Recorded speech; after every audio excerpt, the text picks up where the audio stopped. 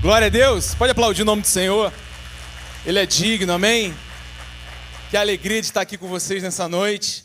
Quem não me conhece, eu me chamo Tiago, sou pastor aqui da igreja da Ilan, lá em Niterói, lá do outro lado da poça. Mas é um prazer estar aqui com vocês. Muitos de vocês eu conheço do Clique. Então, alguns rostos aqui eu estou reconhecendo. É um privilégio também estar ensinando no Clique junto com os outros colegas. Mas a gente chegou aqui nessa noite, na quarta-feira. Niterói é quinta-feira, então...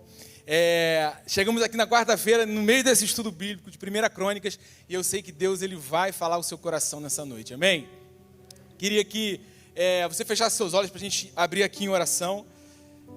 Você sabe que nós pregamos em série na nossa igreja aos domingos. Esse mês tem sido uma bênção a gente falar sobre inteligência relacional, algo muito pontual para os dias de hoje. E durante o meio da semana nós pregamos sempre um estudo bíblico de algum livro. Então se segure na cadeira aí para o que Deus vai fazer no nosso meio nessa noite, amém? Feche seus olhos, vamos orar ao Senhor. Deus, nós te agradecemos por mais um dia, te agradecemos pela sua casa, Deus, por estarmos aqui. Senhor, eu oro para que a nossa mente venha a ser levada cativa, Senhor, ao teu evangelho nessa noite. Toda dispersão, Senhor, que venha a ser removida do nosso meio, dos nossos corações. Senhor, que teu Espírito tenha liberdade no nosso meio para se mover, para falar, para se revelar a nós nessa noite. Traz as respostas, Deus, que nós esperamos já há meses, anos, semanas, Deus. Nessa noite, pela sua bondade, pelo seu amor. Eu oro, Espírito Santo, para que você venha trazer a aplicação prática, que só você pode trazer, cada coração aqui, em nome de Jesus. Amém? Amém. Queridos, então a gente vai continuar estudando o livro de Crônicas nessa noite. E eu sei que semana passada vocês já estudaram do capítulo 1 ao capítulo 9. E nessa noite nós vamos falar entre o que está ali naquele contexto, entre o capítulo 10 e o capítulo 17, amém? Então fique preparado para o que o Senhor quer falar para você nessa noite. Só que antes é importante a gente contextualizar por que Crônicas foi escrito. Porque se a gente não entender essas coisas, a gente às vezes vai achar que a Bíblia ela se repete por se repetir. Porque quando a gente lê Crônicas, a gente vê que muitas histórias a gente já leu lá em Samuel, a gente já leu lá nos livros de Reis. Então por que Crônicas repete muitas histórias? A Bíblia, irmãos, ela não se repete por se repetir. Tudo tem um propósito. Deus não faz nada por acaso. Tudo tem um propósito. Então, o importante é a gente entender para que o livro de Crônicas serviu para o povo de Deus. E a Bíblia é tão linda porque a aplicação que o livro de Crônicas teve para o povo de Deus, lá 400 anos antes de Cristo, tem aplicação para nós 2000 anos depois de Cristo. Amém? Então, o livro de Crônicas ele foi escrito pelo profeta Esdras. E foi escrito num período muito difícil, mas muito simbólico para o povo de Deus. O povo de Deus tinha acabado de sair do cativeiro da Babilônia. Está voltando para a terra depois de 70 anos de cativeiro na Babilônia. E aí, entendam vocês, você sabe da história, o povo de Deus cai, não ouve a voz de Deus, não ouve os profetas. Principalmente Isaías, que a gente está falando aqui, profetizou muito sobre o cativeiro que viria da Babilônia. E o povo endurece o coração e Deus traz o juízo, a palavra de Deus se cumpre, né? Mas o profeta Isaías também profetizou acerca de um remanescente que voltaria, de um remanescente que viria, amém? E aí o que acontece, irmãos? O povo é levado cativo para a Babilônia, a palavra de Deus se cumpre. Aí vocês imaginam, 70 anos depois, mais ou menos, nessa faixa, há uma mudança de governo. E esse novo rei, agora o rei da Pérsia, começa a liberar o povo de Deus para voltar para a sua terra. Aí pensa você é o povo escolhido de Deus, promessa lá a Abraão, a Isaac, a Jacó, a Davi. E aí você passa um tempo no cativeiro. E aí, olha só, é o povo voltando para sua casa, voltando para Israel, voltando para Jerusalém, para a capital de Judá ali. Imagina os questionamentos que estavam na cabeça desse povo. Será que a aliança de Deus ainda está válida? Será que Deus ainda se importa com a gente? Era isso que estava se passando na cabeça do povo no momento. E aí o que Deus faz? Deus levanta um homem, o profeta Esdras, cheio de unção e cheio do espírito dele, para escrever as crônicas, para relembrar o povo as histórias que aconteceram antes, para responder essas perguntas. E no final, quero já te adiantar, é que Deus quis tratar com o povo, que a promessa dele ainda estava válida para o povo. Que Deus ainda se importava com o povo dele. E o interessante é que quando a gente lê o livro de Crônicas, a gente vê que Esdras, ali inspirado pelo Espírito Santo, ele seleciona propositalmente, não todas, mas algumas histórias do que aconteceu com o povo lá atrás, Para quê? Para relembrar o povo. Deus permite que crônicas sejam escritas para relembrar o povo dele de coisas que eles precisavam ser relembrados. Deus precisava reensinar um povo que passou 70 anos de cativeiro, voltando para casa. Eles precisavam reaprender muitas coisas. Isso fala muito comigo e com você. Porque mesmo dentro da igreja, às vezes, mesmo tendo uma caminhada no evangelho, às vezes a gente precisa parar o nosso caminho, reaprender algumas coisas. Então o livro de Crônicas ele foi escrito para isso, para relembrar o povo de algumas coisas que Deus queria tratar com o povo naquele tempo. E no capítulo 1 a 9 nós lemos, semana passada estudamos a genealogia. Hoje nós vamos falar do capítulo 10 a 17. Em resumo, o capítulo 10 começa mostrando a morte de Saul. Deus relembrando ao povo sobre um rei chamado Saul e a sua morte, no capítulo 10. No capítulo 11, Deus quer relembrar o povo que está voltando do cativeiro sobre o início do reinado de Davi. Amém? Você lembra da história? E do capítulo 12 ao capítulo 17 é o evento de retorno da arca e da presença de Deus. Você sabe o que a arca de Deus representa? Representa a presença de Deus. O retorno da arca para o arraial, para o meio do povo. Então, entre os capítulos 10 e 17, basicamente o Senhor quer relembrar duas coisas ao povo. Primeira, o Senhor dá ênfase nessa transição de governo. A queda de um governo, Saul, e o levantamento de um novo governo, Davi. Primeira coisa que Deus queria relembrar ao povo era sobre uma troca de governo que foi feita lá atrás. Isso aponta para uma realidade profética na nossa vida, como igreja. E a segunda coisa que Deus queria relembrar ao povo era sobre trazer de volta a arca para o meio do arraial. Amém? Então é interessante que quando o capítulo 10 se inicia de Crônicas, Deus ele nem conta, nem relembra ao povo toda a história de Saul. Já chega contando sobre a morte de Saul. Capítulo 11 já chega contando sobre um novo rei que se levantava. Mas quem foi Saul, quem foi Davi? Você lembra lá? Quem representava Saul? Quem era Saul? 1 Samuel, quando a gente vai ler a história do povo de Deus ali em 1 Samuel, capítulo 9, versículo 2, tem um relato sobre Saul, dizendo que Benjamim era o homem na época, ele tinha um filho chamado Saul. E Saul, ele era de boa aparência. Saul, não era ninguém achado como ele no arraial. E Saul, ele era o mais alto do povo de Deus, batia nos ombros dele. Então Saul era de boa aparência. Saul não era achado ninguém como ele no arraial, e o mais alto batia no ombro dele. Então, quando você olha para Saul, Saul representa uma figura imponente externamente, imponente fisicamente. Saul também tinha uma outra característica. Quando a gente lê o relato da história de Saul, e a gente sabe que ele perdeu o reinado em um determinado momento por desobediência, há uma característica muito marcante em Saul. Saul, lá em 1 Samuel, capítulo 15, versículo 30, quando o profeta chega para ele e fala assim, o seu reino foi tirado, você perdeu o reino.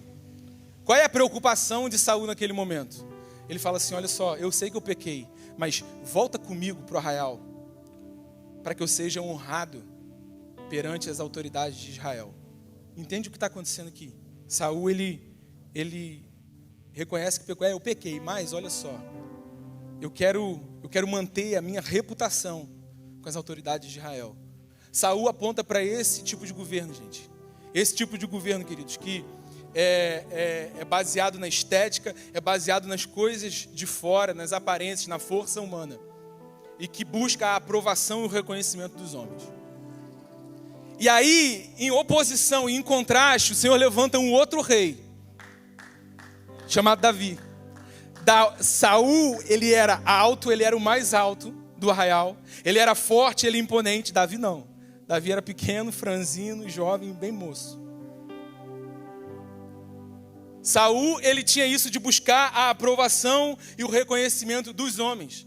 Ou seja, para Saul, se ele estivesse bem com os homens, se ele tivesse a aprovação dos homens, estava bom. Você pecou, Saul? Eu sei, eu pequei, mas olha só, volta comigo. Aqui, Samuel. Adora comigo diante do povo para as autoridades de Israel me honrarem. A preocupação dele era em ser honrado pelas autoridades de Israel e ficar bem na foto com os homens. Davi não. Davi, quando ele era o homem segundo o coração de Deus. Davi, quando peca, você lembra lá em 2 Samuel capítulo 12, quando ele tem aquele caso de assassinato e adultério com Betseba, o Senhor levanta o profeta Natã, bota o dedo na cara dele e fala, Davi, esse homem é você. O que Davi faz? eu pequei. E aí ele entra num período de jejum, de cinza, de arrependimento. Por quê? Porque Davi, ele não se importava, ele não queria a aprovação dos homens, ele era um homem segundo o coração de Deus. Então, quando Davi cai em si, ele se arrepende de fato. Saul, quando ele é confrontado do pecado dele, ele fala, não, mas calma aí, deixa eu ficar bem diante dos homens. Primeira coisa que Deus lembra, depois da genealogia ao povo que está voltando da Babilônia, aqui em Crônicas, a primeira coisa que o Senhor quer lembrar ao povo é sobre a troca de governo que foi feita lá atrás. Isso aponta para mim e para a sua vida. Todos nós temos um Saul e um Davi dentro da gente. A nossa velha natureza, as coisas da natureza adâmica e da nova natureza, apontando para Davi. Nós temos isso dentro de nós. E o Senhor mostra isso lá no Velho Testamento e relembra o povo aqui de novo. E está nos relembrando nessa noite que a gente não pode ser governado por esse espírito, por essa natureza, e na força do seu braço, de aparência, de estética. Entenda uma coisa. A reputação é a última caverna que um homem se esconde, que uma mulher se esconde. A última caverna que uma pessoa entra é da reputação. É o limite que eu posso continuar pecando. É o limite que eu posso continuar fazendo as coisas do meu jeito. E os outros não estão enxergando, está tudo bem. Entende? O povo está voltando para casa. A primeira coisa que Deus quer lembrar o povo é dessa transição de governo que foi feita lá atrás e que precisava ser feita de novo. E eu queria que você já fosse abrindo a sua Bíblia nessa noite, lá em 1 Crônicas, no capítulo 13. Versículos de 1 a 14.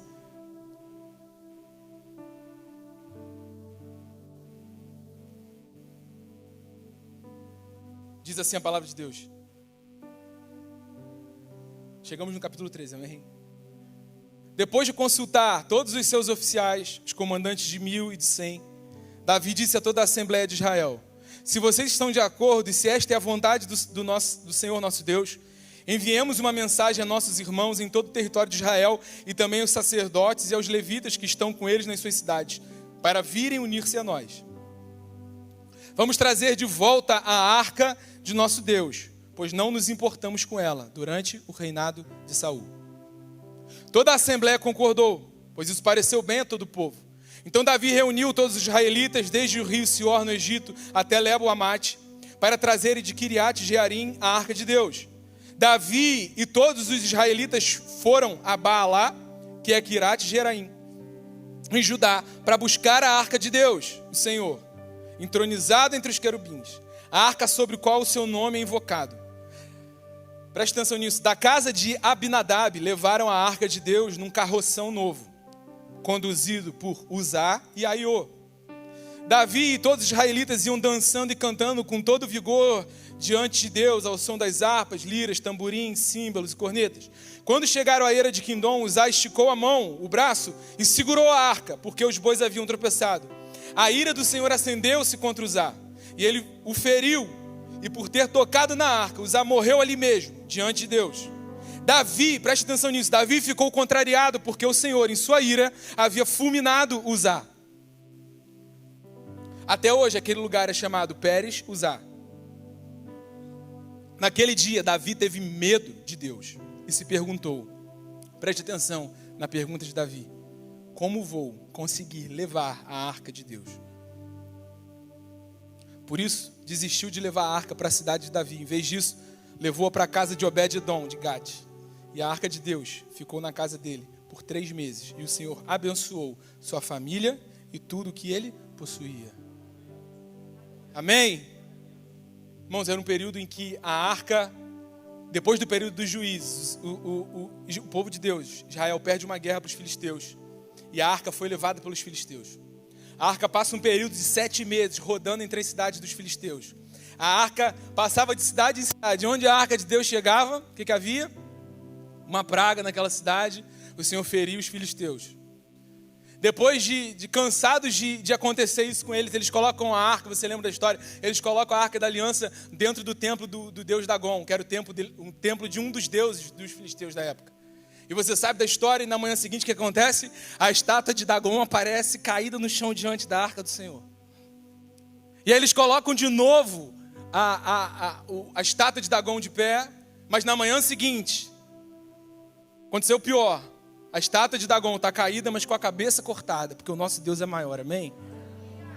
Esse é o nosso Deus.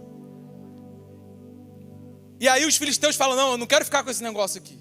Não quero ficar com essa arca aqui, com esse negócio, que para eles era um negócio. Quero ficar com essa estrutura aqui, toda bonita de ouro. Não quero, porque está me trazendo problema. O que eles fazem? Pegam a arca, chegam até uma área chamada Kiriat Jearim, que nós lemos aqui. Eles largam a arca por lá, povoado judeu. O povo decide e coloca a arca na casa de um homem chamado Abinadab. Nós acabamos de ler aqui. E Abinadab era pai, tinha 2 filhos, Uzá e Aiô. Então, quando Davi, ele decide trazer de volta a arca, nós lemos aqui no capítulo 13, o que ele faz? Vamos lá na casa de Abinadab, trazer de volta a arca. E aí, quando eles estão voltando, trazendo a arca, Uzá e Aiô, os filhos de Abinadab, estavam conduzindo um carroção novo. A arca foi colocada em cima de um carroção novo. E no meio do trajeto, os bois tropeçam e a arca dá uma balançada. Uzá vai, estica o braço, toca na arca e cai duro no chão. Veio temor sobre o arraial. E aí Davi faz a seguinte pergunta: como eu vou conseguir levar a arca de Deus? Agora eu quero que você pare para pensar no seguinte. Lembra que a gente está lendo essa história de Davi, Deus reensinando ao povo que está voltando do cativeiro da Babilônia. O Senhor queria responder essa pergunta ao povo dele que estava voltando para casa. O Senhor queria ensinar de novo ao povo dele a responder essa pergunta: como que vocês vão levar a minha arca? Como que vocês vão levar a minha presença? E por que deu errado, gente? Por que deu errado? Por que deu errado? O retorno da arca. A atitude deles era nobre? Era nobre. Eles estavam cheios de boa intenção, estavam. Você vê mais um contraste aqui entre Davi e Saul, lá no versículo 3. Vamos trazer de volta a arca do nosso Deus, pois não nos importamos com ela durante o reinado de Saul. Mais uma vez, mostrando um contraste entre Saul e Davi. Por que deu errado? E eu vou te responder: por causa do costume.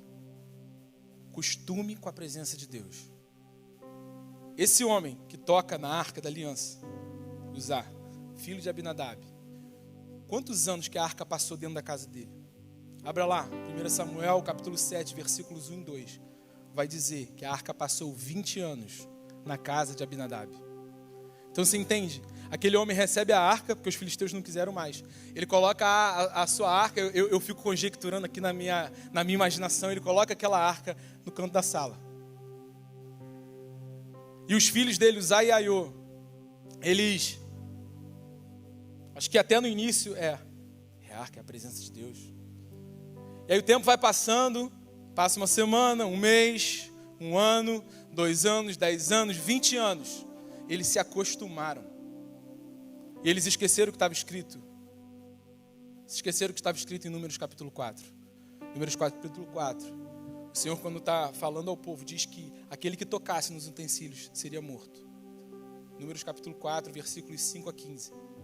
Aquele que tocasse seria morto. Eles esqueceram daquilo. Mas como que eles esqueceram? Se a arca ficou na casa deles por 20 anos.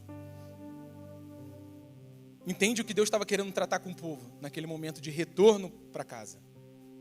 Entende o que Deus está querendo lembrar o povo nesse momento de retorno do cativeiro para casa. Por que deu errado? Além disso, como que eles transportaram a arca? Num carroção novo. A arca era para ser transportada no carroção novo? Não podia ser transportada no carroção novo.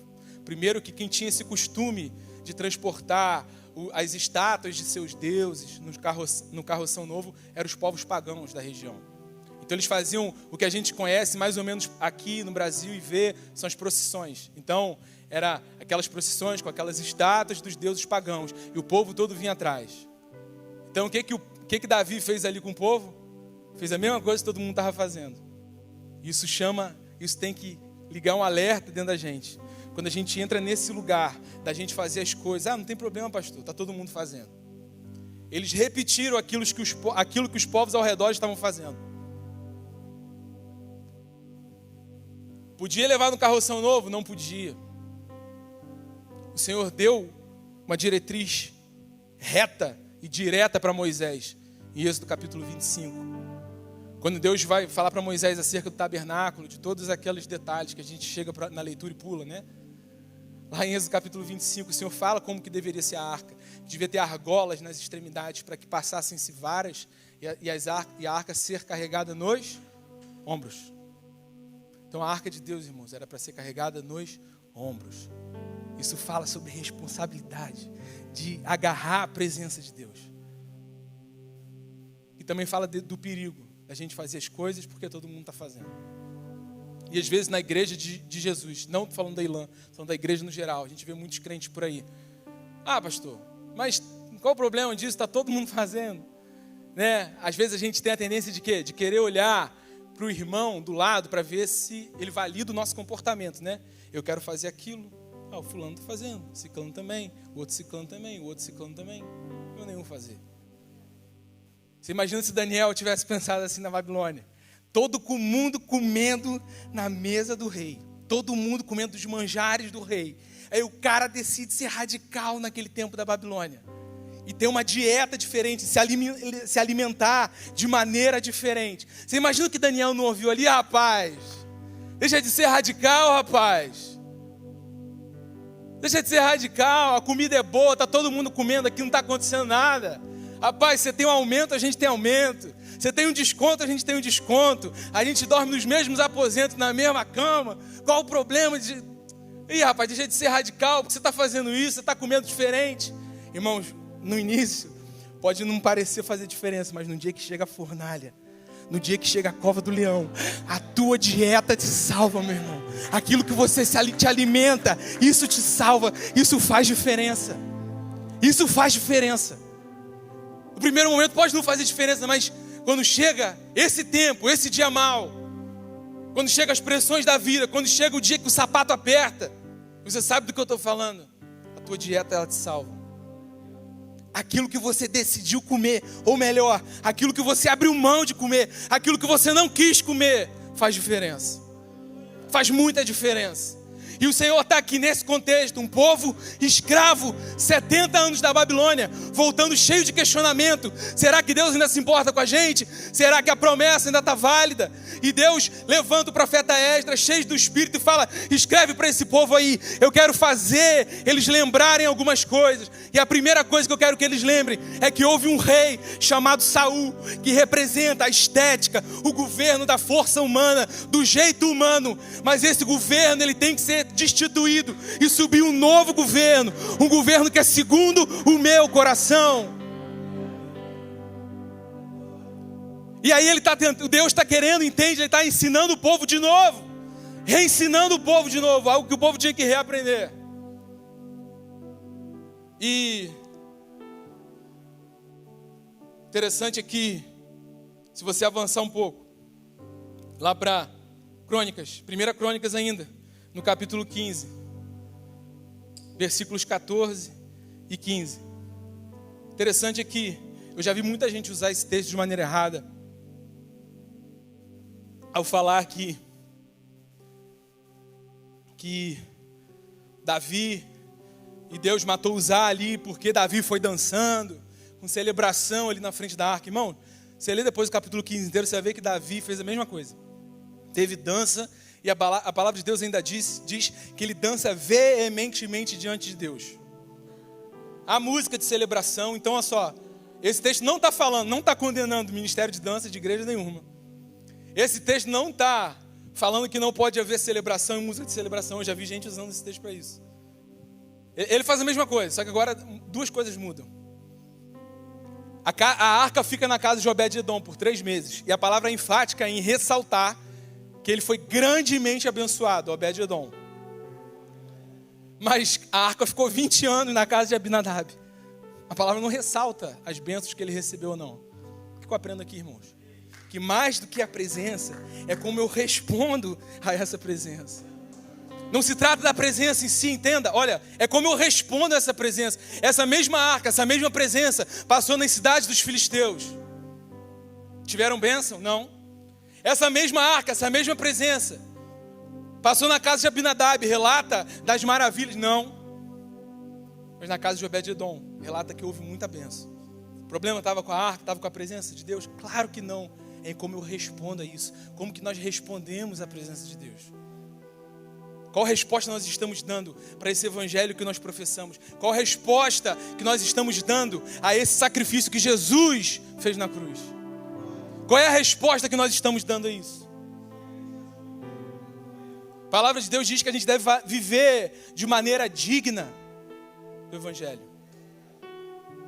Por isso não existe, irmãos, um evangelho em que eu me entrego a Ele, um Jesus que eu me entrego a Ele e que não transforma a minha vida. O evangelho, ele traz transformação. Eu sei que talvez essa não seja a palavra do amém, uhul. Mas se você está aqui hoje, é porque um dia a palavra foi pregada para você e você se viu diante de um espelho. Você viu, caramba, eu sou pecador mesmo, eu preciso, eu dependo desse Deus. Você está aqui hoje porque você se arrependeu, porque a palavra de arrependimento foi pregada a você, mas parece que às vezes a gente quer ouvir a palavra de arrependimento, de confronto uma vez na vida, quando entrega a vida a Jesus, depois a gente não quer mais. Mas é necessário, irmãos, a gente ouvir o que a gente precisa ouvir, não o que a gente quer ouvir. Amém? Abra lá em 1 Crônicas 15, 14 a 15. Então, Davi, depois desse tempo, vou tentar de novo. Só que agora duas coisas mudam. Então, os sacerdotes e os levitas se consagraram. Primeira coisa, consagração. Se consagraram para transportar a arca do Senhor, Deus de Israel. E os levitas carregaram a arca de Deus, apoiando as varas sobre os ombros, conforme Moisés tinha ordenado. Às vezes a gente faz as coisas erradas, cheio de boa intenção, achando que está fazendo errado. Não, a gente vai trazer a arca de Deus cheio de boa intenção, mas fazendo da maneira errada. Com Jesus a gente aprende que o modo que a gente faz importa. Não é só o fim que importa. Os fariseus, lembra dos fariseus? Os fariseus dizimavam. Dizimavam da maneira correta? Não. Eles entravam com um saco de dinheiro na frente de todo mundo. Por isso que Jesus fala para os dele: quando vocês entregarem a oferta e o dízimo, não sejam como os fariseus. Os fariseus oravam. Mas Jesus diz: quando vocês orarem, não seja como os fariseus que vão para as esquinas, abrem as mãos. Para quê? Para serem reconhecidos como espirituais. Então, irmãos, não importa só o que eu faço, é como eu faço. É a maneira que eu faço. Então, não adianta ter só a boa intenção, eu tenho que fazer a coisa certa. A gente acha que porque a gente está fazendo alguma coisa para Deus, a gente pode fazer do jeito que a gente quer. E não pode. Exemplo, quer ver um exemplo claro disso? Um pai, eu sou pai, meu filho tem 1 ano e 3 meses. Está começando aquela fase, você sabe bem, você que é mãe e pai, de sentar no chão, chorar e se jogar para trás. Quem conhece essa fase? Misericórdia. E às vezes o chão duro, ele não tem medo não, ele se joga mesmo. Aí parece que cai uma bola no chão, pá, bate a cabeça. Qual o nosso erro às vezes? Caramba, poxa, eu não quero corrigir meu filho, eu não vou bater nele, eu não vou brigar com ele, porque ele pode se sentir mal, ele pode, tá com boa intenção, eu não quero talvez traumatizar ele, talvez, sabe, tá até com boa intenção, mas está fazendo errado. Então não basta, irmãos, fazer a coisa certa, tem que fazer a coisa certa do jeito certo. E o jeito certo é o jeito de Deus. Tem gente que tem boa intenção, quero casar, mas quer fazer do seu próprio jeito. Casamento não foi inventado pelo homem, casamento foi inventado por Deus. Por isso importa que a gente faça as coisas certas, do jeito de Deus. Então se Deus inventou o casamento, quem vai dizer como tem que ser o casamento é Deus, não o homem. Amém?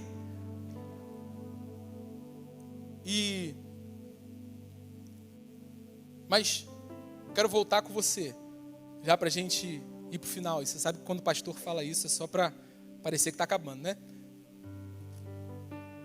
Mas é muito importante você ter isso na sua mente quando você lê Crônicas. O povo escravo, voltando para casa. E Deus, Esdras, senta aí, pega a caneta. Escreve essas histórias aqui que eu quero lembrar eles de algumas coisas. Eles têm que reaprender essas coisas. Quando que a gente leva a presença de Deus de maneira costumeira, como o Zá levou? Quando a gente começa a funcionar no nosso sistema, quando a gente entra num lugar de automatismo, de fazer as coisas por fazer. Eu chego na igreja, eu sirvo, eu vou do servo luxo, eu sou do louvor, eu limpo, varro, dou mortal para trás, mortal para frente, troco lâmpada, chego, saio da igreja, nem sei o que eu fui fazer na igreja. Jesus ficou longe, Jesus ficou em casa, Jesus ficou sei lá onde, mas o meu culto não foi para ele, entende, irmão? Nosso culto é racional, nosso culto tem que ser para ele, ele é o centro, Jesus é o centro do evangelho. Jesus é o centro da nossa vida, o culto é para ele. Então, por isso que Paulo diz, quer vivamos, quer morramos, morremos nele, vivemos nele. Porque dele, por ele, para ele são todas as coisas. A gente acha que trabalho, que serviço é secularismo, não é espiritual, não, irmãos. Aquele que trabalha como para o Senhor. Então, quando nós entramos nesse lugar de automatismo, de frieza, a gente vai falar nisso agora no final. A gente começa a tratar a presença de Deus como algo costumeiro.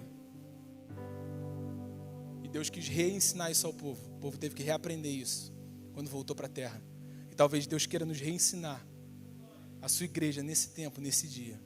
Você que está assistindo a gente aí no online, você que está aqui nesse lugar, Deus quer nos reensinar.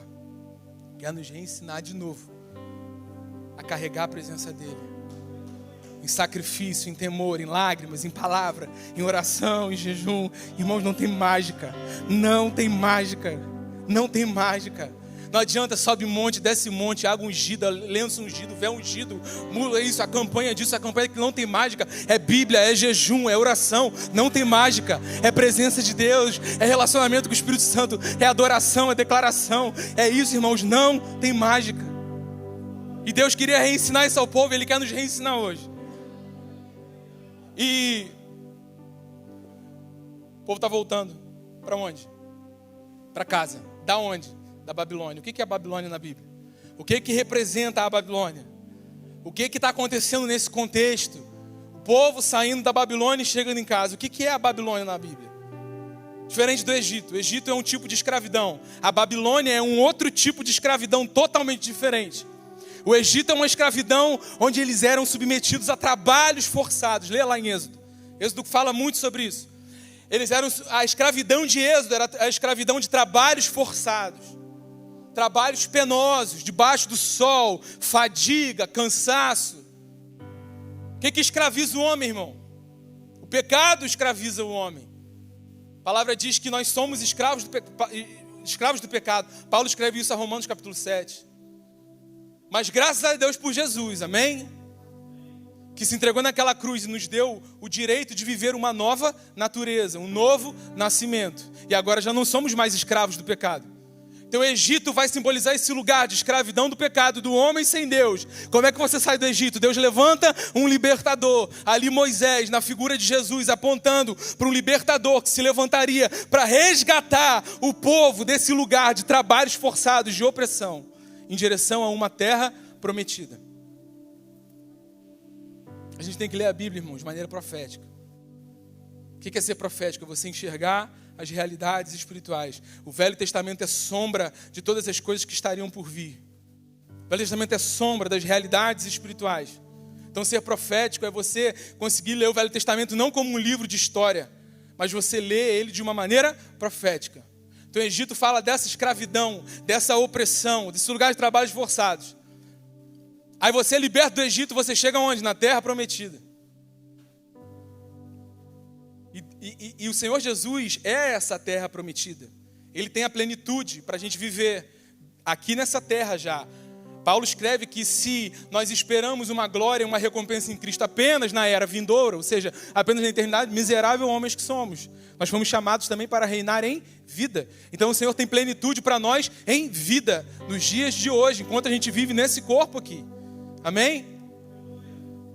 O povo liberto do Egito, chega à terra da promessa. É um povo que já viu Deus abrir o mar. É um povo que já recebeu a lei de Deus, que já recebeu os 10 mandamentos. É um povo que já sabe da palavra. É um povo que já foi liberto da escravidão do pecado. Mas que se deixa escravizar de novo. Fala de mim, de você. Fala do povo de Deus, que se entrega a Ele. Mas na caminhada, se permite se escravizar de novo. Só que o cativeiro da Babilônia ele é diferente. O cativeiro da Babilônia não são trabalhos forçados. Como que foi o cativeiro da Babilônia? Levou os melhores. Levou os príncipes, os nobres, os jovens. os mais velhos, os doentes, os que não tinham uma posição social na sociedade, foram largados lá em Jerusalém, a cidade destruída. Então, eles levam os melhores. Quando chega na Babilônia, o que acontece? A primeira coisa que eles fazem, troca o nome deles. Troca a comida deles. A Babilônia fala essa cultura, que não, e entenda isso profeticamente, não é algo daquela época, irmãos. Essa cultura hoje, que tenta escravizar o povo de Deus, mas não é mais uma cultura que vem com opressão de trabalhos forçados, não. É uma escravidão que vem mudar a identidade, que vem mudar o nome, que vem mudar a comida, que vem mudar o alimento que a gente come. Entende isso? É o sistema do mundo, é o que está acontecendo hoje. Acorde para isso, igreja.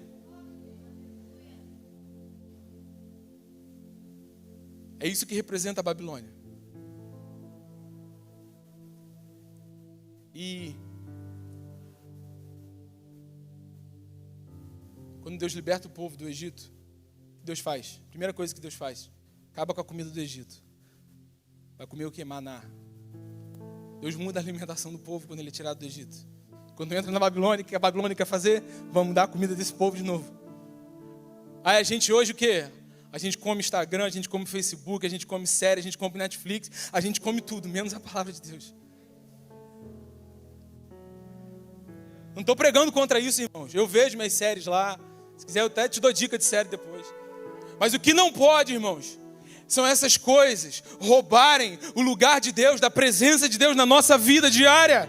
É isso que não pode. Não estou pregando contra a modernidade, mas o que não pode é a Babilônia querer definir o que a gente comer, o que a gente vai comer.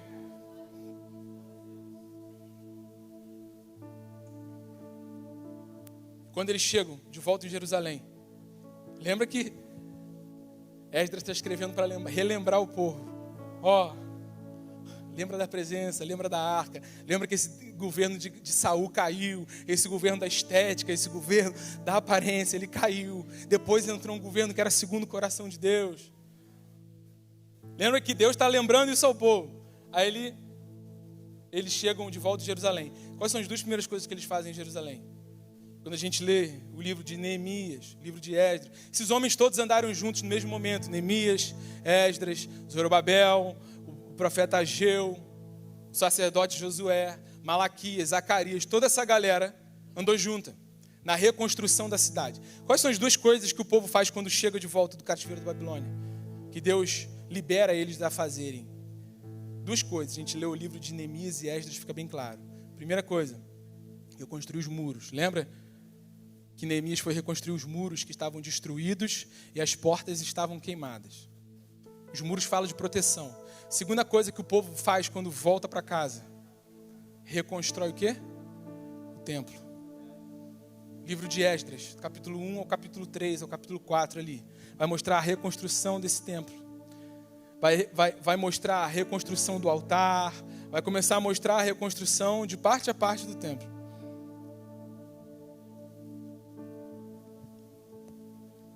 Só que,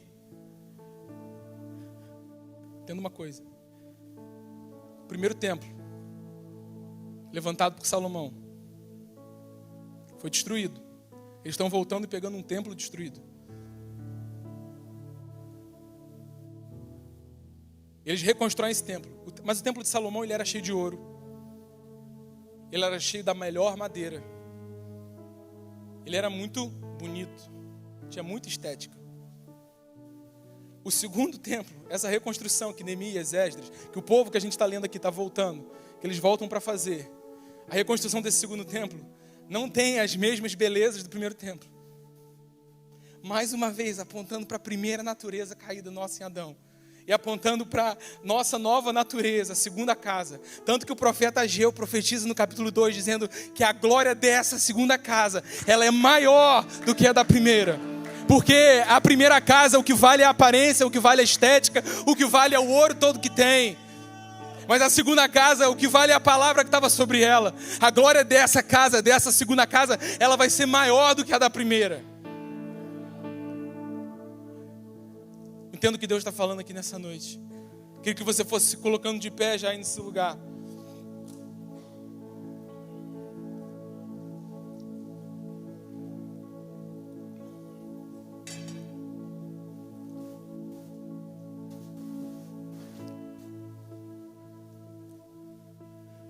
Ageu capítulo 2, versículos 5 a 9.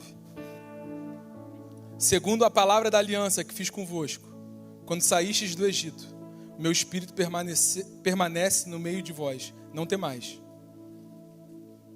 Porque assim diz o Senhor dos Exércitos, ainda uma vez, daqui a pouco, farei tremer os céus e a terra, o mar e a terra seca. E farei tremer todas as nações, e virão coisas preciosas de todas as nações, e encherei essa casa de glória, diz o Senhor dos Exércitos. Falando sobre a reconstrução do templo. Minha é a prata, meu é o ouro, diz o Senhor dos Exércitos. A glória desta última casa será maior do que a da primeira. Nesse lugar darei paz, diz o Senhor dos Exércitos. Irmãos, a reconstrução do templo, essa segunda casa, fala do meu, do seu novo nascimento. A glória dessa casa é maior do que a da primeira. A palavra diz que Jesus anulou em seu corpo o cumprimento da lei por meio de ordenanças. Sabe como que eu agradava a Deus na velha aliança? Cumprindo a lei, sabe como? Por meio de ordenanças. Pode isso, não pode aquilo. Pode isso, não pode aquilo. E para que serviu a lei? Adiantou para agradar a Deus? Não. O homem consegue agradar a Deus nessa mentalização? Pode, não pode, pode, não pode, não. Como que nós cumprimos a lei? Não é, isso não posso, não vou fazer. É assim que a gente consegue cumprir a lei? Não. É assim que a gente agrada a Deus? Não. É como? É vivendo no Espírito. Quando eu vivo no Espírito, eu agrado a Deus. Por isso que Paulo escreve a Gálatas: vivam no Espírito e jamais satisfarão os desejos da carne. Por isso que Jesus diz que a carne é fraca em João. Por isso que Jesus diz que a carne é fraca, mas o Espírito está pronto. Então o que Deus quer nesse tempo, irmãos? Relembrando as histórias que ele estava contando ao povo. O que ele quer nesse tempo? Reensinar a igreja. O valor, aquilo que realmente importa. Ensinar que a presença dele importa. Ensinar que ele tem que ser o centro de todas as coisas. Ele tem que ser o centro da nossa vida. Feche seus olhos nesse lugar. O Espírito Santo sonda mentes e corações aqui. Ele trabalha no seu coração. Ele está te tocando nesse momento. Se dobre ao Senhor. Dê uma resposta a essa presença nessa noite. O Senhor te trouxe aqui para lembrar aquilo que Ele lembrou ao povo. Eu ainda me importo com você, a minha aliança está válida. Você vê que no Velho Testamento o Senhor sempre se apresentava como: eu sou o Deus de Abraão, de Isaac, de Jacó, do seu pai. Porque o nosso Deus, Ele é um Deus de continuidade. A palavra de Deus diz que ainda que a gente não seja fiel, Ele permanece fiel, porque Ele não pode negar a si mesmo. Nosso Deus é um Deus de continuidade. E Deus estava querendo mostrar isso ao povo no tempo. Olha, ainda que vocês tenham sido infiéis, ainda que vocês tenham sido escravizados aqui na Babilônia, ainda que vocês tenham permitido que essa cultura tenha entrado aqui, eu conservei um remanescente. Esse remanescente está voltando. E a promessa não passou. E não passou tempo demais. O Senhor, Ele pode fazer tudo novo, de novo. Se renda a Jesus nessa noite. Se renda a Jesus nessa noite. Adore a Ele nessa noite. Adore a Ele. Levante as suas mãos nesse lugar. Faça um barulho de adoração aqui para Ele. Saia desse lugar de automatismo. Saia desse lugar de frieza. Abre a tua boca, você que fala em outras línguas. Fala em outras línguas no seu lugar. Aquele que fala em línguas não fala a homens, mas a Deus fala mistérios. Aquele que fala em línguas se edifica-se a si mesmo. O amor está ganhando forma. Sim, está ganhando forma. Volte ao primeiro amor. O amor está ganhando forma em mim. Se o teu amor está, se Jesus está, o teu amor está ganhando forma em nós. O teu amor está ganhando tudo. O teu amor está. Sim, adore a Ele nessa noite. Adore a Ele nessa noite. Seja cheio do Espírito Santo nessa noite. Que os olhos secos voltem a ter lágrimas. Que os olhos secos voltem a ter lágrimas nessa noite. O Senhor está restaurando e reaprendendo a essência da presença dEle. Pra você, Sim, Jesus. pra você.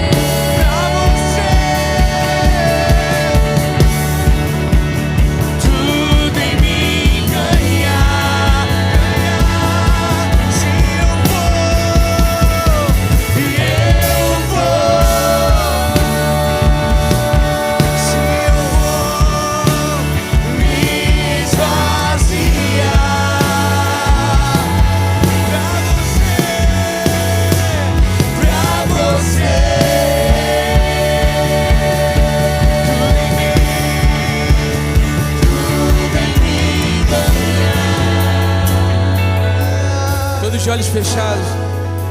Não fique insensível ao toque do Espírito Santo. Se você entrou aqui nessa noite, ou você que assiste online, você sabe que é com você, cara. Você sabe que é com você. A palavra de Deus diz que Ele fala ao coração, e Deus está falando ao seu coração. Você que assiste a gente online, você já sabe dessa palavra da verdade. Você já sabe disso. Se você diz, eu quero entregar a minha vida a esse Jesus, eu não estou te chamando para uma religião. Não estou dizendo que agora você vai ser crente, botar a faixa de Jesus na cabeça e vai para a marcha para Jesus. Não, estou te chamando para você voltar. Jesus está te chamando para você voltar a esse lugar de adoração, a esse lugar de rendição, a esse lugar da presença dEle. Se diz, eu quero entregar a minha vida a Jesus. Se esse é você, levanta a sua mão, eu quero orar com você, mesmo à distância. Se você diz, eu estou voltando para Ele, eu quero voltar para casa, assim como aquele povo. Ou se você diz, eu quero entregar a minha vida a Ele, levanta a sua mão, eu quero orar junto com você. Você que está online e você tomou essa decisão de entregar a sua vida a Jesus, fale com o pastor do campus online aí no seu lugar. Agora eu quero te perguntar, você que chegou aqui, e você diz, você olha para a sua vida e você diz, pastor, eu enxergo que eu tenho vivido a minha vida num automatismo. Eu enxergo que eu tenho vivido a minha vida com um certo nível de frieza, sim. Mas eu quero voltar a queimar por Jesus. Se esse é você, eu quero orar com você. Levanta a sua mão nesse momento. Não é vergonha você levantar a mão por isso, irmão. Jesus, quando Ele está falando, revelando o Apocalipse a João, no capítulo 2, Ele diz ao anjo, ao pastor da igreja de Éfeso. Sabe quem era o pastor de Éfeso, irmãos? Era Timóteo. Timóteo, discipulado por Paulo. Era Timóteo. Ele diz, olha, quase que é isso, contra Timóteo, contra o anjo da igreja de Éfeso, eu tenho isso. Ele deixou o primeiro amor, ele abandonou o primeiro amor. Arrependa-te, pois, e volte a praticar as obras de antes. Feche seus olhos nesse lugar. Se esse é você, fala, eu quero voltar a queimar. Eu quero me entregar a esse Jesus. Eu quero voltar a queimar por Ele. Eu quero carregar essa presença, essa responsabilidade nos meus ombros. Se esse é você, levanta a sua mão. Nós queremos orar com você. Senhor, eu oro por cada mão levantada, por cada irmão aqui. Está decidindo nessa noite falar, Senhor, quero voltar a queimar por Ti. Quero voltar a sentir o peso da Tua glória, Senhor. Quero me responsabilizar com as Suas coisas. Eu quero me responsabilizar com a Sua casa, Senhor, com o Seu serviço. Eu quero me responsabilizar em espelhar a Cristo para a minha família. Eu quero voltar a espelhar a Cristo para os que estão ao meu redor, aonde eu for. Senhor, nós aviva o Seu fogo em nós, Senhor. Aviva o Teu fogo em nós, Senhor. Aviva o Teu fogo em nós nessa noite, Senhor. Oro por cada irmão e irmã que está decidindo isso. Nós Te agradecemos, Deus. Adore a Ele. Se tudo veio e nada vai roubar a Sua glória, Pai. Nada vai roubar, nada. Sim, Jesus. E nada vai roubar a Sua glória. Nada vai roubar a Sua glória. Tudo veio, tudo volta. E tudo volta pra Ti. Nada vai roubar a Sua glória. Nada vai roubar a Tua glória. Tudo veio de Ti e tudo volta pra Ti. Nada vai roubar Tua glória. Nada vai roubar Tua glória. Tudo veio de Ti. Sim, volte a ser cheio do Espírito Santo. Volta pra Ti. E nada vai roubar Tua glória. Nada vai roubar Tua glória. Derrama o Teu fogo. Derrama o Teu fogo no nosso meio. E tudo volta pra Ti. Sim, Jesus, nós Te agradecemos porque o Senhor sempre guarda um remanescente, Deus. Porque o Senhor nunca deixa que a gente vá longe demais. O Senhor sempre pega e alinha de novo a nossa rota. E o Senhor está fazendo isso nesses dias. O Senhor está alinhando as rotas, Senhor. O Senhor está alinhando o nosso coração. O Senhor está alinhando o nosso caminho de volta. O Senhor não está deixando a gente ir longe demais, Senhor. Nos resgata nessa noite. Em nome de Jesus, Senhor. Nós te agradecemos. Aplauda Ele porque Ele é digno. Ele é digno, Ele é digno. Estenda as suas mãos e que o grande amor de Deus e que a graça do nosso Senhor Jesus Cristo, que as doces consolações do Espírito Santo seja com toda a igreja, com todos aqueles que aguardam a volta do nosso Jesus. E Ele está voltando. Faça barulho de adoração nesse lugar. Nós te agradecemos, nós te louvamos. Vai em paz para sua casa. Ele está voltando. Glória a Deus, aleluia. Queridos, que alegria poder te apresentar a nossa igreja Luz das Nações, Elan Church. Sou Paulo, pastor do Campus Online. Estou aqui para te receber com todo amor e carinho e dizer que você é muito bem-vindo entre nós. Quero que você venha fazer parte dessa família espiritual e que você saiba que nós estamos aqui para que faça cumprir na sua vida todo o propósito de Deus. Por isso, queremos te encorajar a avançar na sua vida espiritual, para que você seja ativado e esticado, porque Deus tem coisas maravilhosas para você, uma vida incrível e fantástica à sua frente te espera. Mas para isso, você tem que fazer a sua parte, ou seja, estar conectado numa família espiritual, junto com amigos e irmãos que vão te impulsionar, te incentivar a que você continue perseverando no caminho de Deus. Por isso, eu quero te fazer um convite muito especial. Não apenas participe dos cultos aqui através das nossas mídias sociais, Facebook, YouTube, do nosso site, mas escreva nos comentários, porque nós queremos te conhecer melhor, queremos te identificar, queremos saber quem é você, onde você está, para que possamos orar contigo, possamos caminhar juntos e você não está sozinho nesse momento. Por isso, escreva ali seu pedido de oração, coloque ali novo aqui se você está chegando agora entre nós, faça suas perguntas, dúvidas e esclarecimentos. E queremos também te fazer um convite muito especial. São os nossos GTs. Isso, GT é grupo de temporada. São as nossas células. E nessas células você vai ter uma oportunidade de conhecer novas pessoas e fazer novos amigos. É um grupo de comunhão, acolhedor, onde fazemos estudos bíblicos, oramos juntos, compartilhamos experiências e testemunhos e ali podemos apoiar uns aos outros. Por isso eu quero que você entre em contato com o nosso WhatsApp, 21 966 358309. O número está aqui embaixo. E através desse WhatsApp você pode fazer pedido de oração, escrever novo aqui e também encontrar um GT, online ou presencial, aquilo que foi melhor para você. O importante é que você venha ser Elan com a gente. Nós somos Luz das Nações, amando Deus, amando você, Elan.